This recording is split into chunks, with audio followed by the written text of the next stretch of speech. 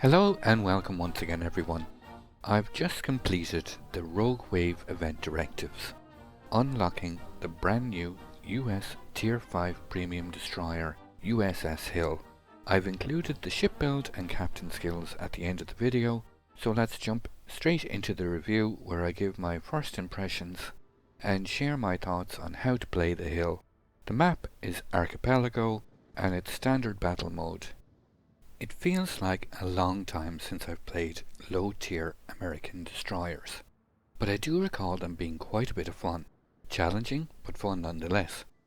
I'm instantly reminded of the Tier 5 Nicholas, to which the Hill does feel quite similar, but this is a premium ship so you will earn more credits and XP accordingly. I don't want this to be a comparison video, so let's look at the USS Hill based on its own merits. I always attempt to examine a ship on its strong points and devise a playstyle that will utilize those strengths accordingly. However, it's equally important to understand its more weaker points and learning as best possible to avoid the related pitfalls. Just a quick evasive turn here to try and stay undetected and away from those rocket planes, and preparing priority sector just in case. USS Hill also has pretty decent AA defences, so if you utilise your priority sector effectively, you will be able to shoot down planes and make most carrier captains more reluctant to come after you. USS Hill has long-lasting American smokescreens and very good guns for this tier, with a very nice reload speed, so Hill's DPM feels really solid, especially against enemy destroyers.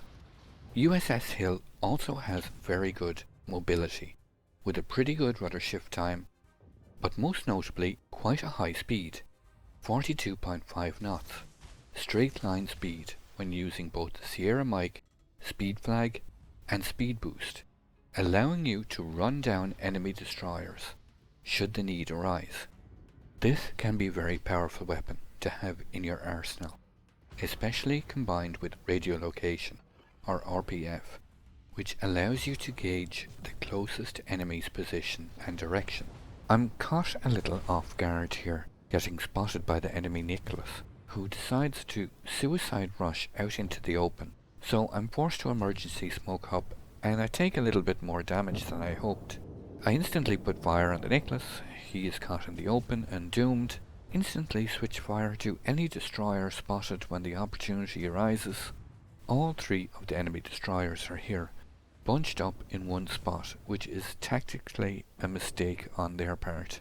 My initial plan was to put the Mitsuki under heavy fire and force him to smoke up and use his smokescreen against him to deny his team vision on me. It's said that no plan survives first contact with the enemy, so it's quite important to have a backup plan, both for cover and escape should the situation deteriorate. For the moment I can use the powerful, long-lasting American smokescreens to good effect and target the cruisers in front of me. It's currently a target-rich environment, and when in situations like this, attempt to set multiple fires on multiple targets. Cruisers have no heals at this tier, so reducing their health pools will greatly reduce their effectiveness, forcing them to be much more defensive or fall back completely. All three of the enemy destroyers have been swiftly returned to port at this point, so the threat of enemy torpedoes is greatly reduced, barring the short-range variants of the remaining cruisers. It's something a good DD captain should always be aware of while sitting in a smokescreen, where potential torps can come from and to angle accordingly. Just keep applying maximum pressure on this German cruiser, Königsberg. The Königsberg goes down, and that's our first kill of the game. So now we have a better idea what the Hill is good at. Let's take a closer look at its more weaker points. Not to be critical of the ship itself, but just to get a better understanding of potential weaknesses and what enemy destroyers will try and exploit. USS Hill has relatively poor concealment versus the most popular premium destroyers at this tier, like the Kamikaze, Gremiashi for example, but this includes most of the normal Tech 3 destroyers also, which means you will be outspotted quite often, which can be a major disadvantage in destroyer gameplay.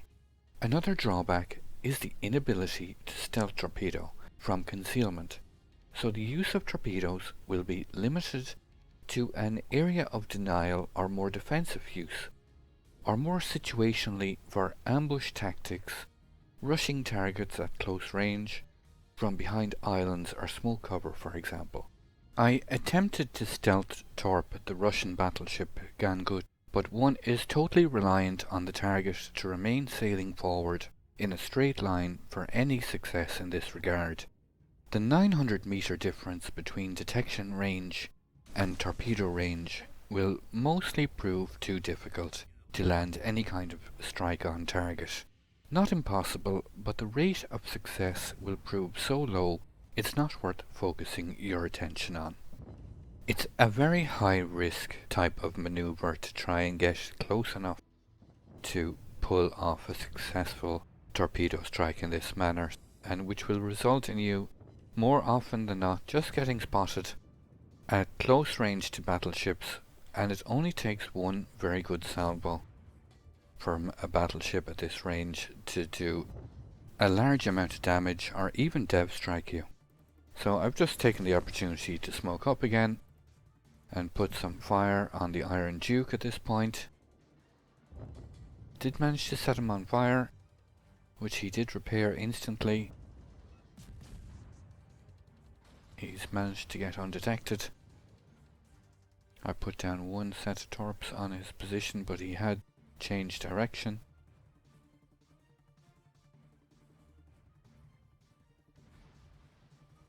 He has fired his guns. Spotted once again. This is the ideal opportunity to get the most value for your torpedoes when targets are attempting to rush your position like this. Drop a set on his bow. I've got multiple targets now pushing in on my position, so I will have to fall back. Put some fire on that second Iron Duke.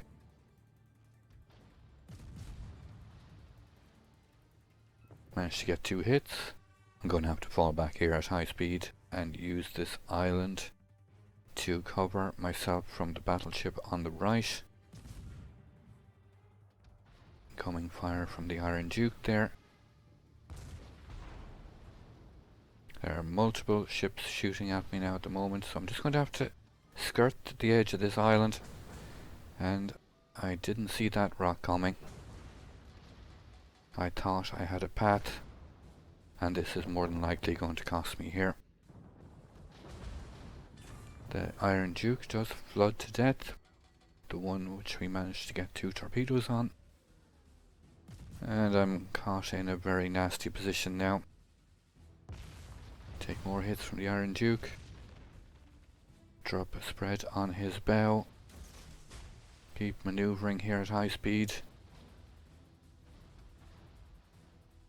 I have been very lucky so far. I've managed to dodge the vast majority of these shells so far. These torpedoes are looking good on the Iron Duke. We managed to get 1 hit, and there's the Confederate achievement even. Our smoke screen is almost off cooldown. Dodge these shells. So far so good. I'm just going to slow down and use this smoke while I have the opportunity. It's only going to take 1 or 2 hits on me now to take me out of the game. This Iron Duke has repaired that flood from that 1 torpedo strike I managed to get on him. He is bow in. Try and attempt to get some fires on his bow superstructure. I am taking fire now from the right. Drop 1 on his bow. He would seem to be turning inwards, that's unfortunate. Yes, he has definitely turned inwards. I'll drop another set there. We do manage to get fire. keep moving in this smoke screen to throw off his aim as best as possible. The set is looking pretty good. We get another 2 hits, and that second Iron Duke goes down. Just 2 enemy targets left remaining. Enemy can good. Far side of that island. Oh, I take some blind fire from the cruiser. He's out there, according to my RPF. I'm probably going to go down here. He's fired again. He's still almost full health. Drop a torp spread there. And I'm going to have to fall back as he's too close to my smoke screen. I was kind of expecting him to actually rush my smoke there. But at least I can use speed here. Use the speed boost to pull distance. I just have to hold fire here. Now I do not want to get spotted. Basically a breath of fresh air is all that's required to send me back to port at this point. With just 170 odd HP. Enemy Gangush is about to go down. He's on fire. Okay, I can use my smoke screen now to put fire. I've still got that smoke screen between myself and the target. Oh, and it just ran out. That's unfortunate. So I am detected. To get behind this island as quickly as possible. There we get the high caliber, and we managed to avoid the shells. It's an added bonus. Managed to get off an extra couple of volleys here.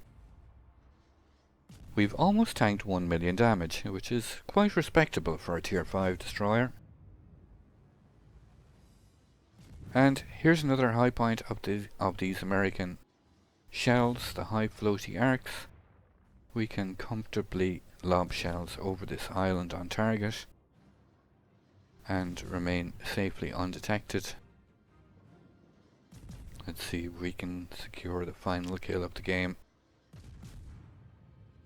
Still able to land some hits. He is approaching now the effective edge of our gun range. I have to try and push forward to keep him in that range. He's about to be dropped by the carrier and the game ends. That's quite respectable for a tier 5 destroyer. We get 117,000 damage, the Confederate and high caliber reward, and 1700 XP. Not bad at all. Before going through the full ship build and captain skills, I'd like to thank you all very much for watching. I hope you enjoyed the video. I've linked some more recent videos at the end, and until the next time, keep sailing it like you stole it. USS Hill, being a premium ship, will automatically earn more credits and experience, so don't skimp on the consumables. The extra charges of smoke and speed boost are incredibly useful, as are the vastly reduced cooldown times compared to the standard consumables. Onto the ship upgrades. Being tier 5, it's a pretty basic setup with only 3 slots, starting with Main Armaments Mod 1, Damage Control Mod 1, and Aiming Systems Mod 1. Onto the captain skills. Being a premium ship, you can freely move around and test your American captains without retraining cost. I'm using, just for simplicity's sake, the same captain you just watched in the highlights, Alexander Ovechkin. It's my gearing captain, which is set up for clan wars.